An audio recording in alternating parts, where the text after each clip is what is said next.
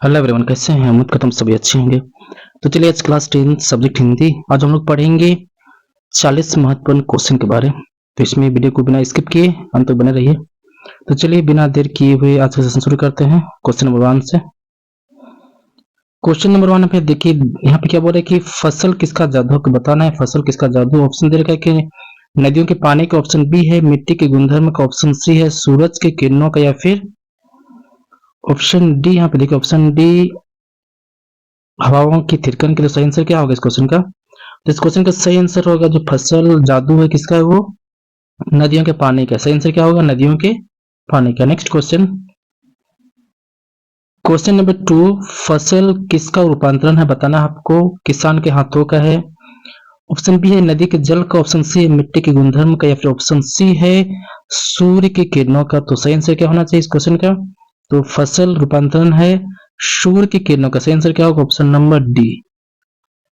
Next question number 3 की बात करें, यहाँ पे देखिए आपको बताना है कि फसल किसका गुणधर्म है, बताना आपको।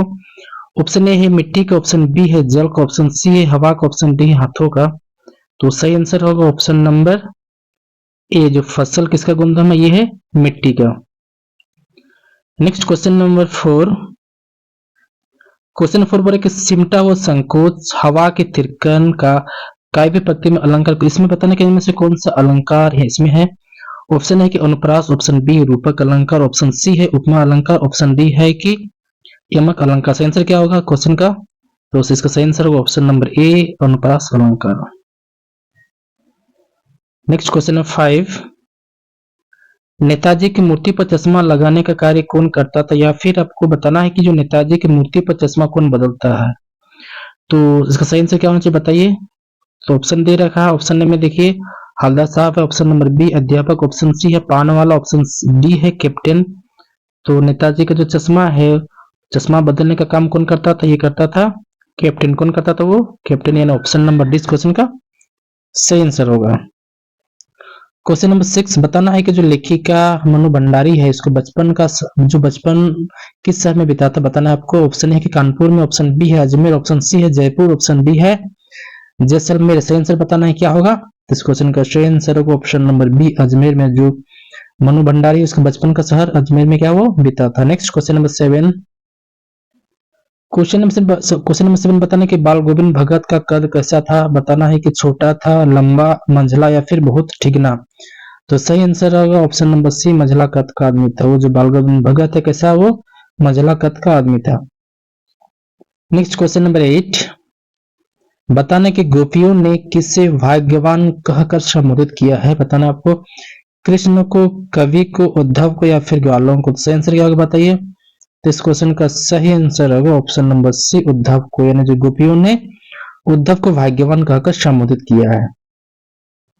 नेक्स्ट क्वेश्चन नंबर 9, बताना है कि अट नहीं रही है कविता में चारों तरफ किसकी सुंदरता फैली हुई है, बताना आपको।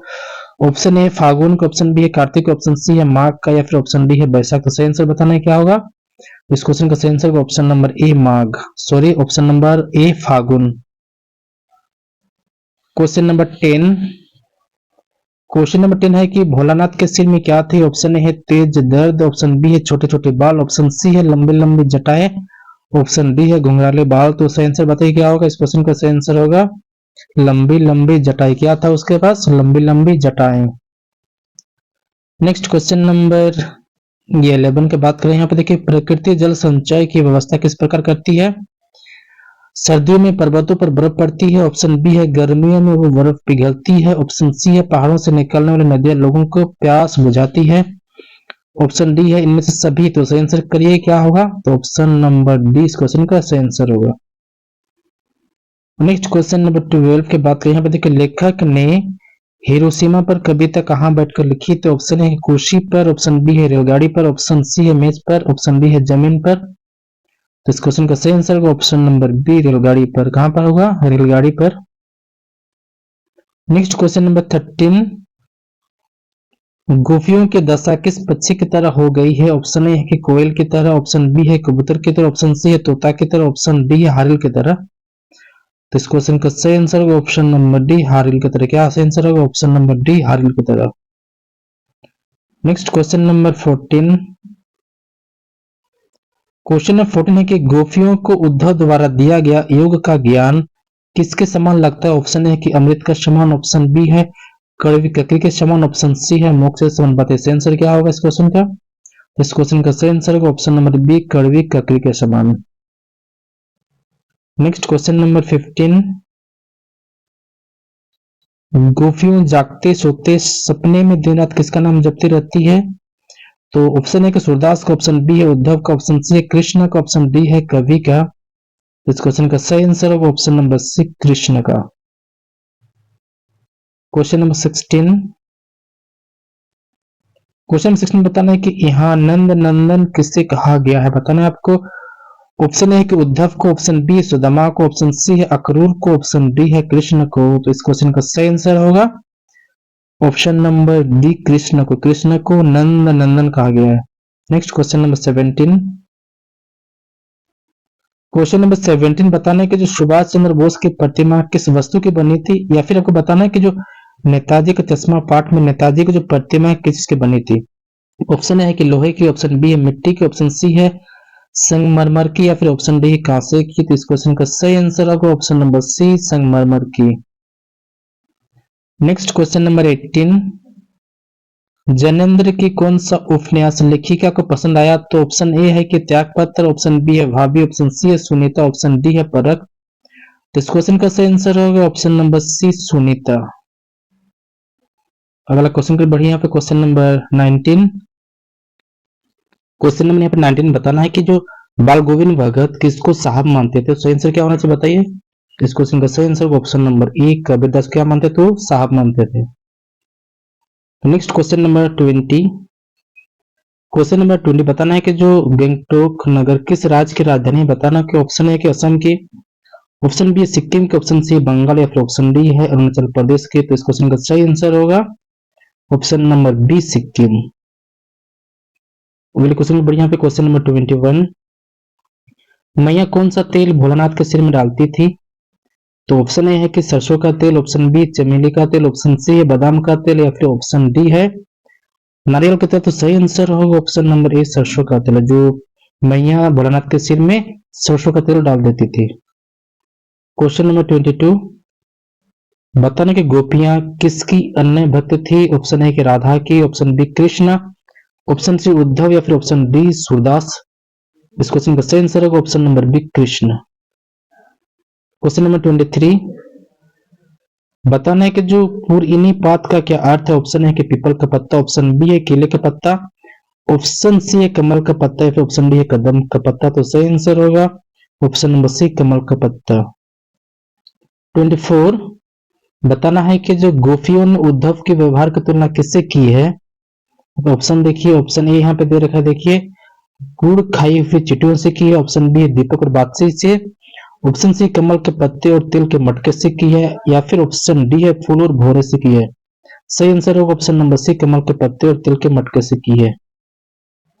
क्वेश्चन नंबर 25, बताने कौन स्वयं को अबला और भोरी कह रही है? ऑप्शन है कि गोपियां, ऑप्शन बी है यशोदा, ऑप्शन सी है राधा, या फिर ऑप्शन डी है रोहिणी। सही आंसर होगा ऑप्शन नंबर ए गोपियां। 26, बताना है कि बूढ़ा मरियल आदमी कौन था? ऑप्शन है कि हलदर साहब, ऑप्शन बी कैप्टन चश्मे वाला, ऑप्शन सी है पान वाला, ऑप्शन डी है ड्राइंग मास्टर। सही आंसर होगा ऑप्शन नंबर बी कैप्टन चश्मे वाला। अगला क्वेश्चन, क्वेश्चन नंबर 27, सुई धागे का आविष्कार क्यों हुआ होगा?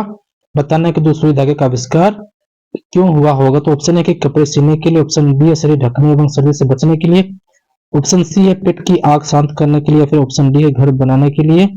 तो सही आंसर होगा ऑप्शन नंबर बी शरीर ढकने एवं सर्दी से बचने के लिए। क्वेश्चन नंबर 28,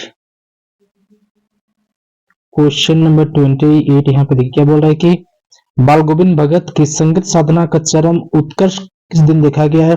ऑप्शन ए है कि जब वो बीमार थे, ऑप्शन बी है जब उनके इकलौते बेटे की मृत्यु हुई, ऑप्शन सी है जब वे धान की रोपाई कर रहे थे, ऑप्शन डी जब वे गंगा घाट पर जाते थे। सही आंसर होगा ऑप्शन नंबर बी जब उनके इकलौते बेटे की मृत्यु हुई। अगला क्वेश्चन, क्वेश्चन नंबर 29, बताना है कि घेर घेर घोर गगन धाराधर और यह पंक्ति किस कविता से ली गई है? ऑप्शन ए उत्साह, ऑप्शन बी आत्मकृत, ऑप्शन सी कन्यादान, ऑप्शन डी है छाया मत छूना। सही आंसर होगा ऑप्शन नंबर ए उत्साह कविता से लिया गया है। अगला क्वेश्चन नंबर 30 की बात करें, यहाँ पे देखिए, युद्धंतरित मुस्कान कविता में कवि एकटक कौन निहार है, कवि को एकटक कौन निहार रहा है। ऑप्शन है कि पत्नी, ऑप्शन बी है मेहमान, ऑप्शन सी है शिशु या फिर ऑप्शन डी है पिता। सही आंसर होगा ऑप्शन नंबर सी शिशु।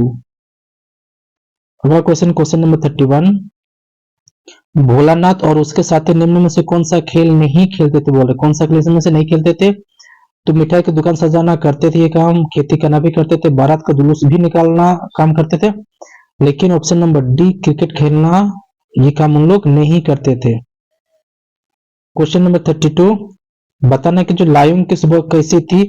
ऑप्शन है कि बादलों से युक्त थी, ऑप्शन बी है शीतल कर देने वाली, ऑप्शन सी है सम्मोहन जगाने वाली, ऑप्शन डी है बेहद शांत और सुरमय। तो इस क्वेश्चन का सही आंसर है ऑप्शन नंबर डी बेहद शांत और सुरमय। क्वेश्चन नंबर 33 पर बढ़िए। क्वेश्चन नंबर 33 आपको बताना है कि जो लेखक ने हिरोशिमा में क्या देखा। तो हिरोशिमा में क्या देखा, तो हॉस्पिटल देखा। तो ऑप्शन ए है कि डाकघर, होटल, स्कूल। तो हिरोशिमा में क्या देखा था, एक हॉस्पिटल देखा था, यानी ऑप्शन नंबर डी इस क्वेश्चन का सही आंसर होगा हॉस्पिटल। क्वेश्चन नंबर 34, बताने कि जो आग का आविष्कार के पीछे क्या प्रेरणा रही है। पेट की आग शांत करने की, अंधेरा दूर भगाने की, ऑप्शन सी है कि सर्दी दूर करने की, जंगली जानवरों को भगाने की। तो सही आंसर होगा ऑप्शन नंबर ए पेट की आग शांत करने की। 35 बताना है कि जो बालक अमीरुद्दीन रियाज के लिए किस मंदिर में जाया करते थे। ऑप्शन ए है संकट मोचन मंदिर, ऑप्शन बी है बालाजी मंदिर, ऑप्शन सी है विश्वनाथ मंदिर, ऑप्शन डी है महावीर मंदिर।